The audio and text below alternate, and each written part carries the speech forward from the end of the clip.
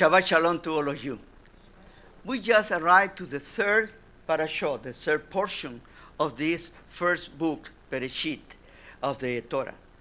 And we are in the process now of learning about a new beginning. It's interesting, a new beginning. We had, in the first portion, we had a new beginning. In the second portion, has another new beginning. And now again, we have another new beginning. And only by a matter of the way that the Torah is telling us, we have 10, 10, and 10 generations. And in Gematria, number 10 give us an idea of, not only idea is the fulfillment, complement, and something new starting. Well, here we are going to hear about a very interesting personality was called at the beginning Abraham. And later on, his name is going to be changed. Abraham is a special man that has been chosen by the Creator. And this is one of the things that I'm going to deal with, evaluate, and talk to you.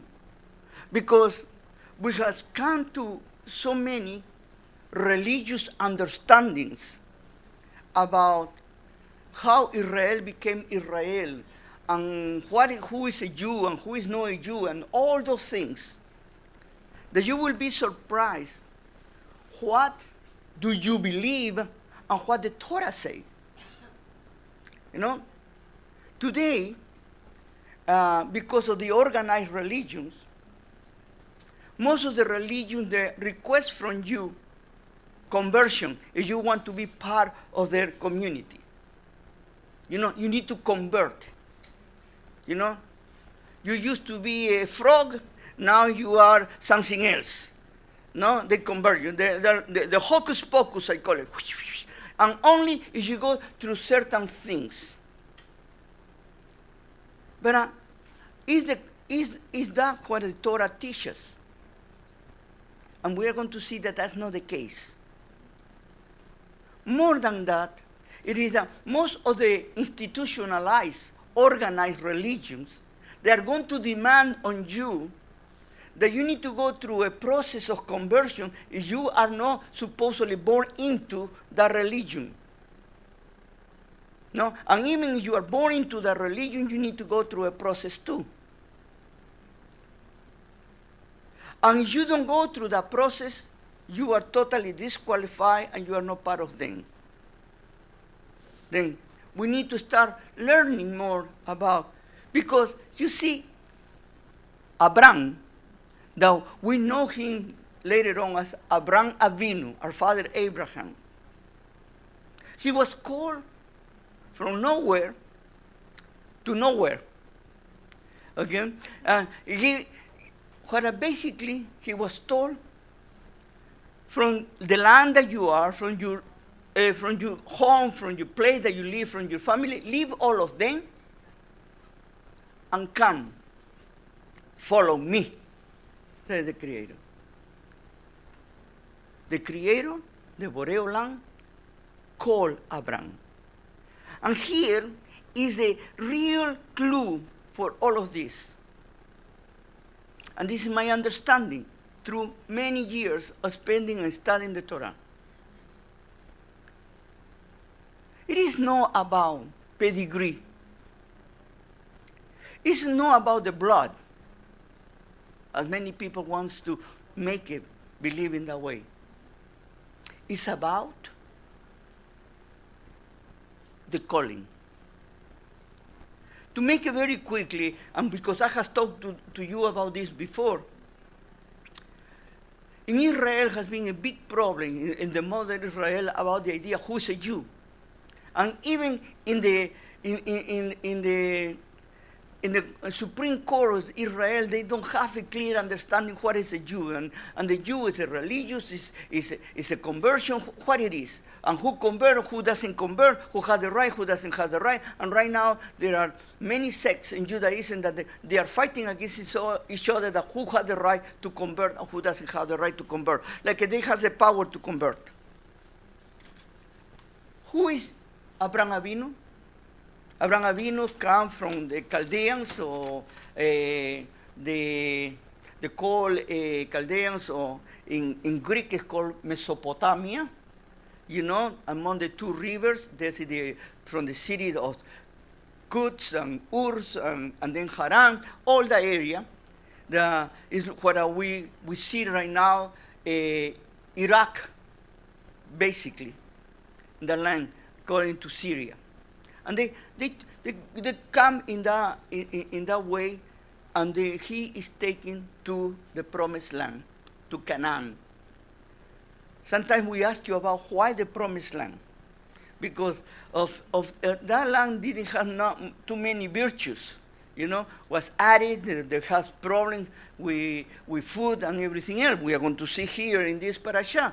The first thing that he arrives, and he needs to run to Egypt because they are starving.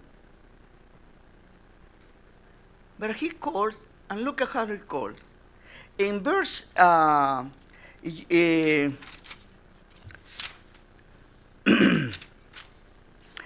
in chapter 12, when he goes and he embarks to the land of Canaan, in verse 7 he says, and the Lord appeared to Abraham and said, to your offspring I will give you this land. So he built an altar, you know, and there the Lord appeared to him from there to relocate to the mountain of Bethel and pitched the tent with Bethel and Ai on the east, and they built there an altar unto the Lord and invoked the Lord by name. Then Abraham journeyed steadily toward the south. Here is God talking to Abraham. Now, just before, you know, before he going to Shechem to the plain of name, he's going to describe with whom she's coming. And he say,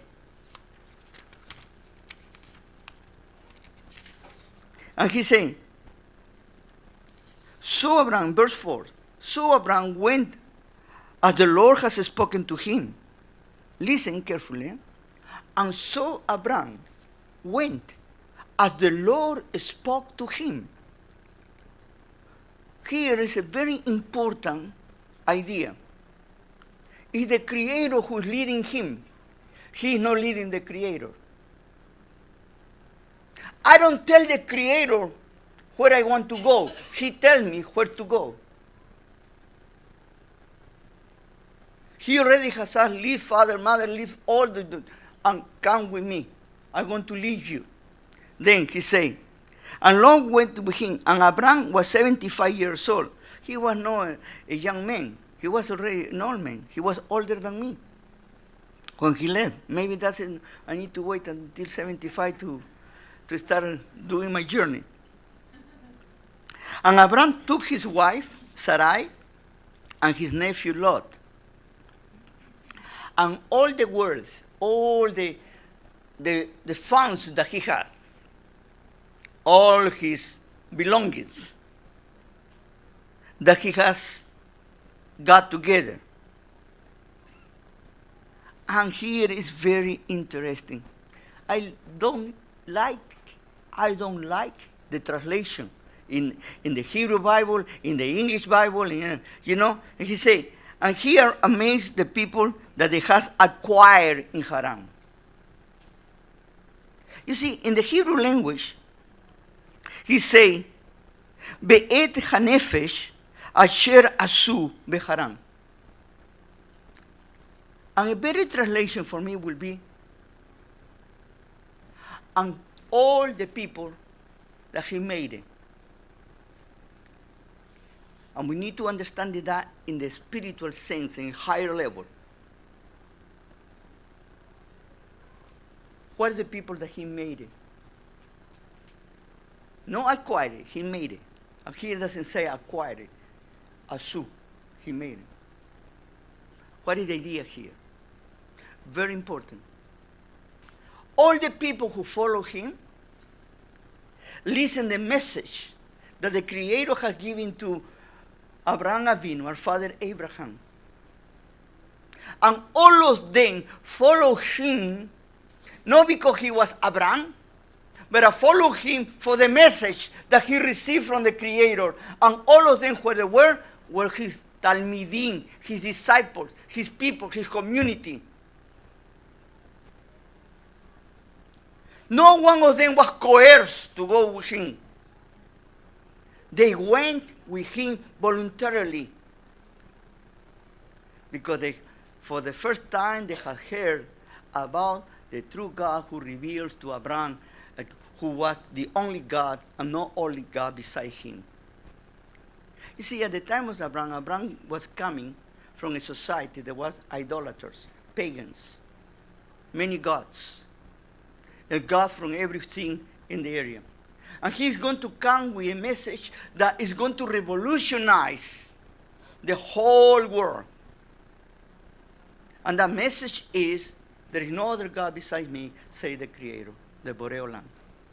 There is no other one. And this is the message that Abraham Avinu is going to take to the land that he has given. And why he needed to leave his own home, his own security, and everything else. Because the Creator is going to teach Abraham to depend on him, not on others. And here is when we are going to start learning this process about Emunah and Bechira. Adonai and Bitachon. Emunah and Bitachon. Emunah, faith, and Bitachon, trust. We are going to learn about this process. And who are the people of the Lord? What are the people that Abraham is following? At the beginning is this concern about who is going to inherit it. Inherit what? Is through the seed of Abraham. To the seed of Abraham. And here has a very important understanding. I want to get a little ahead of you. You can see this in Bereshit chapter 30, but very clear. You have the, first of all, Sarai becomes Sarah, and then he gives birth Isaac. But before that, Abraham had a son, Ishmael, was from him. No? And he was not elected. Then, at the end of the life of Abraham Avinu, he married Keturah. And with Keturah, they have 6 children more. Among them are the Midianites. But they are not considered the chosen people. Why? Because the only one that was called, was given for the promise, was Ishmael. Isaac. Please, forgive me. Isaac was a slip of the tongue. Thank you for you're listening. Then comes Isaac. Have 2 children. Same father, same mother. And these 2 children, who they are? Esau and Jacob. Esau is known as the Edomites, you know. They're non-Jews. They tell you about when you want to trace your bloodline, you know. The same mother and the same father. And he is not. And most of us, we say this because my mother or my father, you know. Next, you have Jacob has 12 children, male. He started with Leah. Leah, he didn't like too much, but he didn't waste his time. And he has Reuben, Simeon, Levi, and Judah. Okay? 4 children already. Rachel got upset. And she said, why I don't have children? And Jacob said, it's not to me to give a descendancy. And he gave it to his, to her servant, Bilhah. And Bilhah has 2 children. Okay? Dan and Naphtali. Then Leah got upset again. You know, why you not going to give you my servant too? And they give it Silpah. And Silpah has 2 children, Gad and Asher. And then Leah again has 2 children, Issachar and Zebulun. And finally, Rachel has 2 more children, Joseph and Benjamin. The 12 are considered part of Israel. 4 different mothers. And still today, no one of those mothers were Jewish.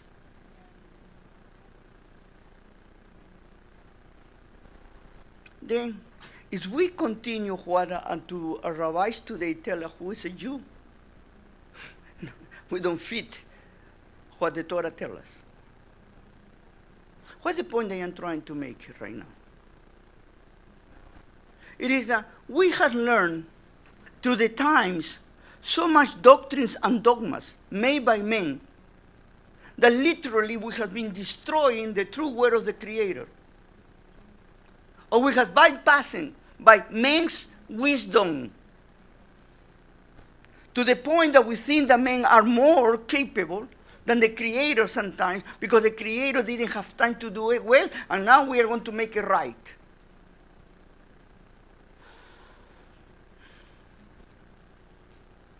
Abraham Avinu needed to leave his home because he was being bombarded by the status quo. And we needed to get out of the status quo. Many of you today maybe come from different backgrounds. And many of you are going through this process about rediscovering yourself and your relationship with the Creator. And many of you has arrived to the conclusion that the Creator is talking to you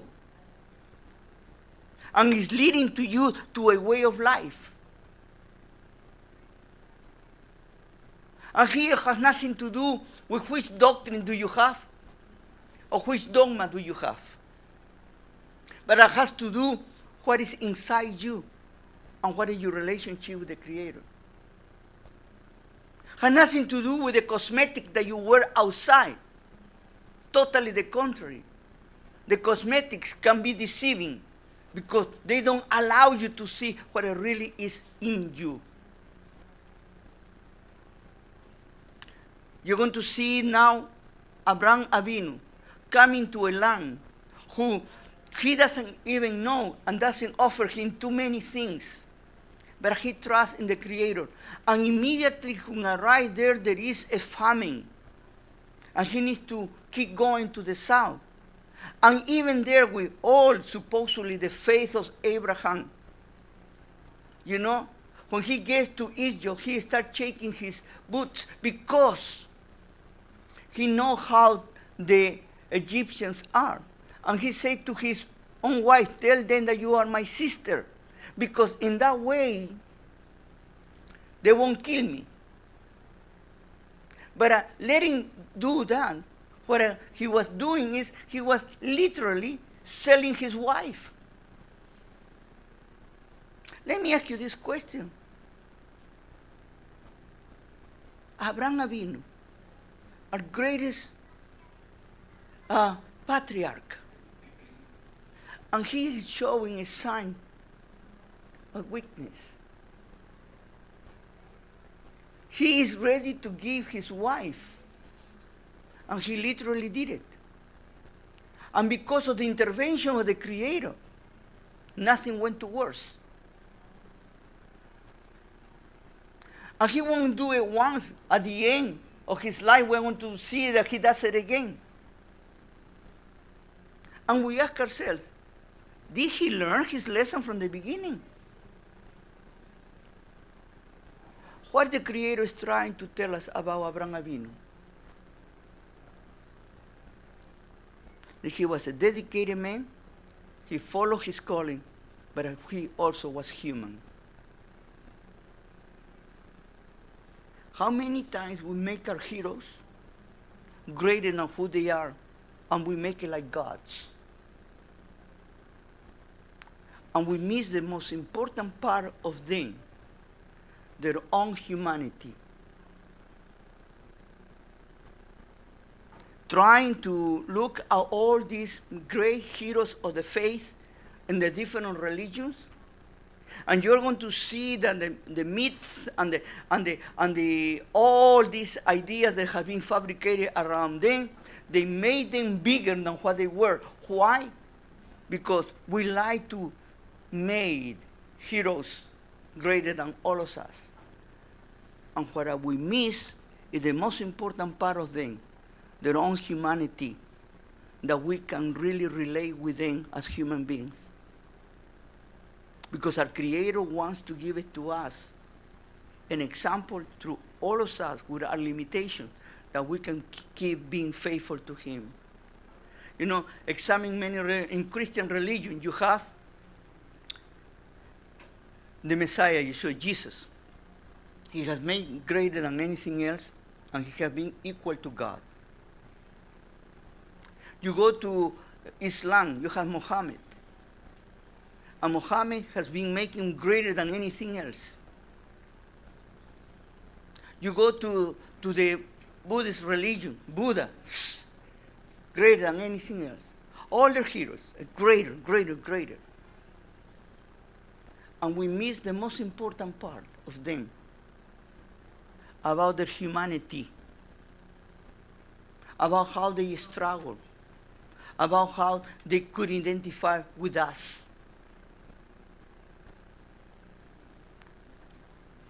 Then Abraham listened, and he hears the voice of the Creator, and he goes and follows the Creator.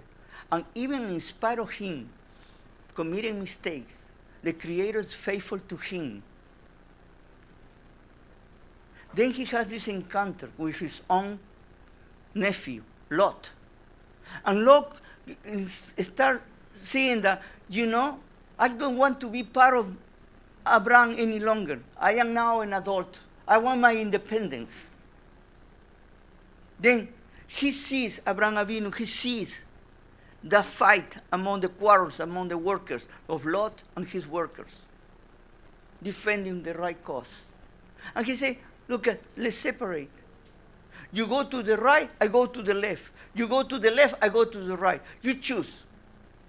And what Lot does? Lot choose the best place, the greenest place, the granary of the promised land. And look at what is today. You're going to see what happened after. Sodom and Gomorrah. He was looking at himself, what is the best for me? Was his uncle who was taking care of him? And he was so selfish, that instead to be respectful and reverent to his uncle, who had brought him up, taken him as his son, and he will, the nice thing, the polite thing, the right thing to do it will be, you know, Father Abraham, you brought me here, you have the right to decide where to go first. No, he immediately took it in the best part. And he left. And he was in his own world. And where he went? To the worst part of the world that he could go by the influence of this mentality, that perverse mentality that we have today here in this world. It's the same perverse mentality that they had in that way. And one day, the Creator was going to destroy that area. But before that, he is taking captive Lot. And Abraham Avinu, what he does? With his own small army, he fight 4 kingdoms. And he fight and rescue his own nephew. He could say, you know what? You decided to go there? It's your problem. But that is, you see, he didn't have a vindictive part on him. You know, many people have left this area, but I don't have anything vindictive against them. I don't wish bad to them. Totally the contrary, I wish the best. Abraham Avinu did that for Lot. Not only that, but then later on we are going to see that he interceded for them for his rescue, you know, with Sodom and Gomorrah. But what happened? When you separate, what can you learn from this portion too about Lot? He separates from the real center of virtue, and you go to the worst parts. And when you go to the worst parts, you want it or not, you are going to be contaminated. You need to start learning about choosing with whom you get close to. That's what you need to learn. Because you cannot be isolated. And if your friends are bad, sooner or later you are going to be bad. I say this to the young people. Learn to choose your friends. Be smart. Because if you have friends that are in drugs, are doing things that are not right, even that you say, I don't do drugs, or I don't do what they do, you are little by little pushed to do it. Do you know how the world starts changing the values and the moral values of the nations and the people? Well, little by little, they're feeding you things that are wrong like they are right.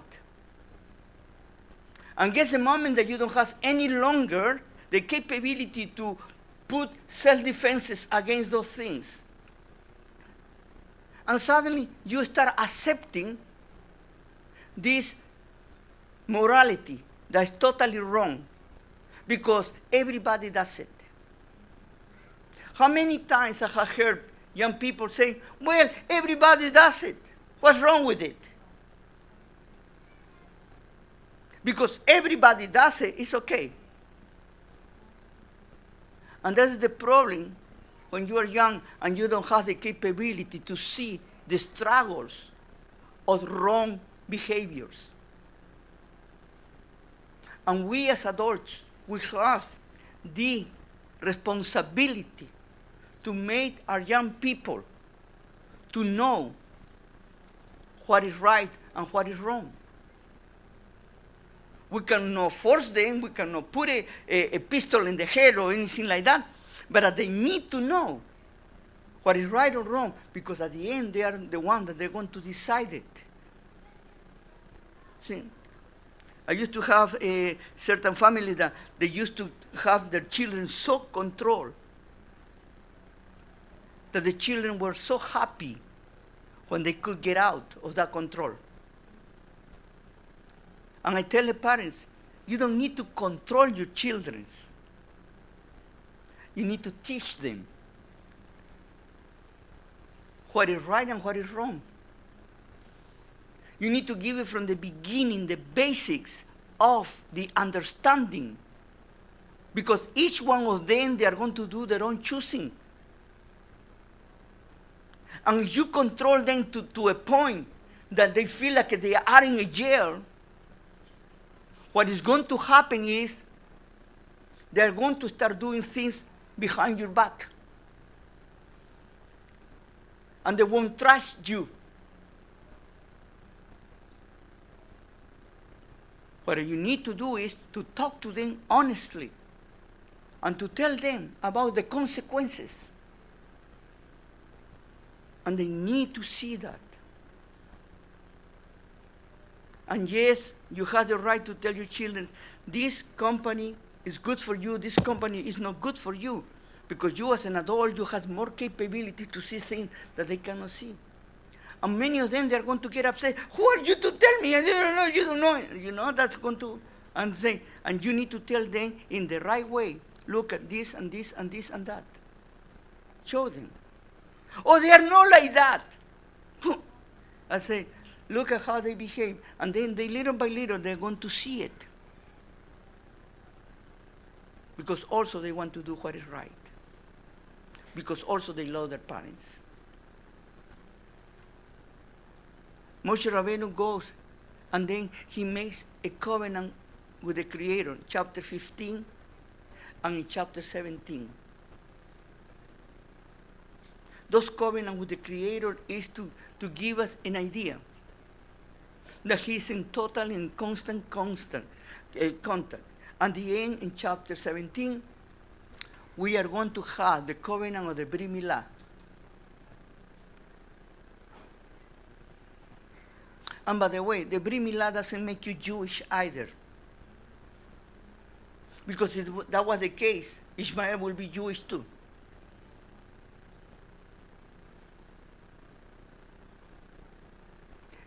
This is the problem that sometimes we have to understand the values and the requirements.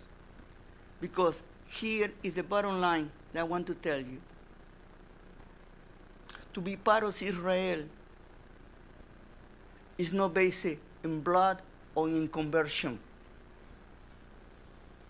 Being part of Israel is based on calling by the Creator. The Creator will put in you that desire to follow Israel. Because Israel means a constant struggle within. Means that you have put in your heart a desire to serve Him and to be part of this community that is going to give the light that He has given to us. And what is the light that He has given to us? It is the Torah. Abraham Avinu, already with the total and conversation with the Creator, he was receiving the Torah. He was being reminded about the Torah in the conversation with the Creator. You see, how the Torah becomes a reality in your life, how you can be a Shomer Torah, it is by having a relationship with the Creator. When you walk with God, you start learning things that you cannot learn in any other way. It's not who teach you, but it's who you really are and how He is talking to you. Because our Creator talks to each one of us individually. Each one of us, we are special to Him. The same way that Abraham Avinu was called by the Creator. And He brought with Him a group of people that He made it. It's interesting, the word that He made those people. Why? Because every time that you talk to the Creator, you have also the opportunity to talk to others. And you have the opportunity to share what you have received. You don't tell the people, this is what you need to do. Well, you need to tell the people, this is what is doing in my life. And you are going to be surprised how many people are going to put attention. Because they are not looking at you only for what you say. Your best witness tool is who you are. And sometimes we do not understand that. That's the reason we call it halakha, our walk with God. Abraham Avinu walked with God in every day. And everybody saw that in his people. From his wife, his children, everybody saw that he had something special in his walk with God. And he was what he said that he was. He didn't try to become something else. How many of us we think that if we change the colors of our cars, or we change the colors of our clothes, or we dress in one way different to the other, we are going to be something else? How many of us we think that cosmetics can make us something? What the true transformation of each one of us, it is what is inside us. This is the reason that I do not believe that Moshe Rabbeinu was converted. Moshe Rabbeinu was transformed. He was given the opportunity to be aware of the presence of God. And God talks to us. There is nothing more special to each one of us. The opportunity that we have to talk to Him with our Creator. Blessed be His name.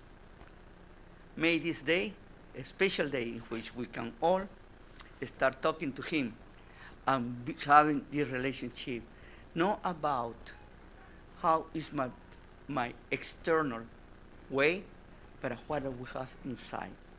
And everything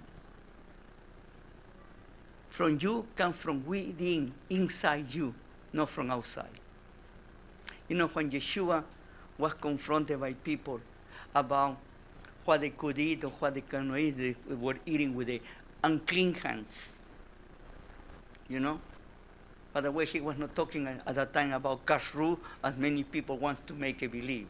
What he was talking about was, in the time of Yeshua, was Israel. And Israel was very clear what could you eat, what you couldn't eat. The issue was this new law that the Pharisees, the Perushim, the religious people had been giving, and was the Netilah Yadayim, the washing of the hands. And they were saying, but your disciples didn't wash their hands, and how they can eat? And what Yeshua say? Do not worry about what they put in their mouths. Because whatever put in the mouth goes to the latrine. Worry about what comes out of your mouth, from within you. I ask you that ourselves, that we are walking now with Abraham Avinu, and the Creator is revealing to us new things, a new walk. Let's see what is coming from inside us, not from outside us. Shabbat Shalom.